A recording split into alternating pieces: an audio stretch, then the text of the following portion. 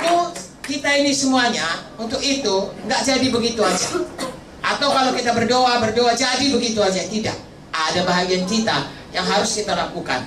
Yang dalam Efesus 4 ini yang paling penting adalah semua kita harus berubah menjadi kejadian baru. Amin. Ya, coba saudara baca ayat 17 sampai ayat 32. Saya tidak usah baca semua, nanti saudara baca. Judulnya manusia baru. Saya dan saudara harus jadi manusia baru. Amin. Amin. Saya bacalah ayat 22. Sama-sama kita, ayat 22. Yaitu bahwa kamu berhubung dengan kehidupan kamu yang dulu harus menanggalkan manusia lama, menemui kebinasaannya oleh nafsunya menyesatkan, supaya kamu dibaharui dalam roh dan pikiranmu, dan mengenakan manusia baru yang telah diciptakan menurut kehendak Allah dalam kebenaran dan kekudusan yang sesungguhnya. Begitu kita selamat, yang berubah terutama dalam roh kita, dalam hati kita. Kalau yang di luar ini, saudaraku, kalau pesek ya tetap pesek. Ya, kalau keriting tetap keriting, kalau hitam ya tetap hitam. Tidak gara-gara selamat lalu jadi seperti orang barat begitu, tidak. Tetapi di dalam ini berubah. Yang tadinya suka berdosa berhenti. Amin. Yang tadinya egois berubah menjadi mengasihi. Amin. Itu yang harus dibaharui hari lepas hari. Bagaimana caranya? Jadi kita sudah baca, saudaraku, bahwasanya kita itu harus diajari, dan sesudah diajari oleh firman Tuhan, oleh pemimpin-pemimpin kita praktekkan apa yang diajari itu. Roma 12 ayat 2 berkata, barui pikiranmu. Contohnya, kalau saya dulu, saudaraku, punya pengertian sebelum selamat, saya ini nggak mau ganggu orang. Tapi kalau orang ganggu saya, selama hidup saya nggak mau lagi kawan sama dia. Kalau menurut di dunia itu baik, karena saya nggak rugi, nggak dirugikannya. Saya nggak mau ganggu orang, tapi saya jangan diganggu. Padahal di dalam Alkitab, manusia baru, kita harus selalu mengampuni. Kan kalau nggak mau lagi cabar, berarti kan nggak mengampuni. Dalam Alkitab harus selalu mengampuni. Nah itu contohnya. Saya berubah, saudaraku. Dulu nggak mau mengampuni, sekarang sudah mau mengampuni. Amin. Kalau nggak percaya nanti keluar saudara pijak kaki saya, pasti saya ampuni saudara. Atau saudara katakan yang jahat mengenai saya nggak akan marah, saya akan mengampuni saudara. Karena sudah diubahkan Tuhan. Ya, Tuhan mau kita berubah. Amin. Dari tidak sama kita manusia lama kita, tetapi yang manapun itu kita harus berubah. Amen. Itu sebabnya firman Tuhan berkata, beritakan Injil, baptiskan mereka. Amen. Kenapa dibaptis? Pada waktu saya dan saudara dibaptis, begitu kita lahir baru harusnya langsung dibaptis. Mengapa? Karena pada waktu baptisan kita proklamirkan, saya bukan lagi yang lama, saya sudah jadi manusia. Haleluya. Pendeta akan mengatakan dengan ini, kami baptiskan saudara. Haleluya. Ada kematiannya, supaya oleh kemuliaan Bapa maka kamu bangkit kepada hidup yang baru di dalam Yesus. Amen. Sebabnya kita berkata segala sesuatu yang dalam Tuhan Yesus itu kejadian baru. Kejadian lama sudah berlalu, kejadian baru sudah datang. Amen. Ada nyanyian berkata, aku masih seperti dahulu, dan saudara tidak boleh lagi menyanyikannya. Iya kan? Kalau saudara bilang aku masih seperti dulu, tidak cocok dengan firman Tuhan. Saudara harus berkata, aku sudah jadi kejadian yang baru.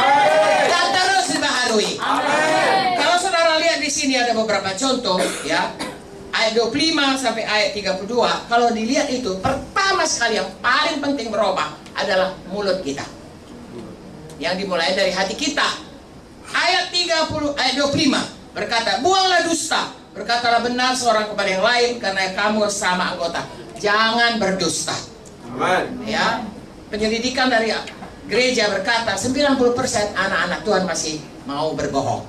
Tolong kita bebas daripada dusta. Amen. Dusta termasuk bergunjing, termasuk menggosip, termasuk memfitnah. Itu lebih parah lagi, saudaraku. Ya, segala sesuatu yang keluar dari mulut ini hidup mati dikuasai lidah. Mari keluarkan perkataan yang benar, perkataan yang hidup, perkataan iman, perkataan yang membangun. Amin. Amin, saudaraku. Amin. Kemudian ayat 26, jangan menjadi marah. Marah itu, saudaraku, kalau kita tidak bisa berhenti, itu sama dengan membunuh. Dan orang yang membunuh tidak bisa masuk kerajaan sorga. Ayat 26, kalau kamu marah, ya janganlah sampai kamu berbuat dosa, matahari terbenam sebelum padam amarahmu. Dengan kata lain, semua kita harus mau mengampuni. Amin. Jangan beri kesempatan kepada iblis. Kalau kita tidak mengampuni, kita beri kesempatan kepada iblis. Sebab firman Tuhan dalam doa Bapa kami, ampunilah kami Tuhan, sebagaimana kami mengampuni orang lain. Dikatakan lagi dalam Matius 6 itu, kalau kita tidak mengampuni, Tuhan pun tidak mengampuni kita. Kalau Tuhan tidak mengampuni kita, apapun doa kita, Tuhan tidak bisa menolong kita. Karena Tuhan berkata, bukannya tanganku terlalu pendek, telingaku terlalu peka, kurang mendengar, tetapi dosamu sebagai penghalang. Oleh sebab itu, mari mengampuni, mari mengampuni. Amen. Jangan marah. Amen. Berhentilah marah. Kalaupun orang itu jahat, saudaraku, ada cara Tuhan untuk kita tetap di dalam damai sejahtera dan dalam kebenaran mengampuni mereka. Haleluya. Kemudian saudaraku, ayat 29, janganlah ada perkataan kotor keluar dari mulutmu. Pakailah perkataan baik untuk membangun di mana perlu, supaya mereka yang mendengarnya beroleh kasih karunia. Haleluya. Jadi apapun ya, selanjutnya katakan ya, jangan kamu mendukakan Roh Kudus. 31, segala kepahitan, kegeraman, kemarahan buang. Yang 32, hendaklah kamu ramah, bukan marah, ramah. Penuh kasih mesra, saling mengampuni, sebagaimana Allah dalam Kristus telah mengampuni kamu. Hidup mati dikuasai lidah. Amin. Sidang GKI Semarang Timur, tolong biasakan semua mengeluarkan perkataan kehidupan. Amin. Perkataan iman. Amin. Perkataan yang memberi pengharapan. Amin. Perkataan yang membangun. Amin. Perkataan yang mempersatukan. Amin. Kalau sempat keluar, minta ampun saudaraku, ganti. Haleluya. Haleluya.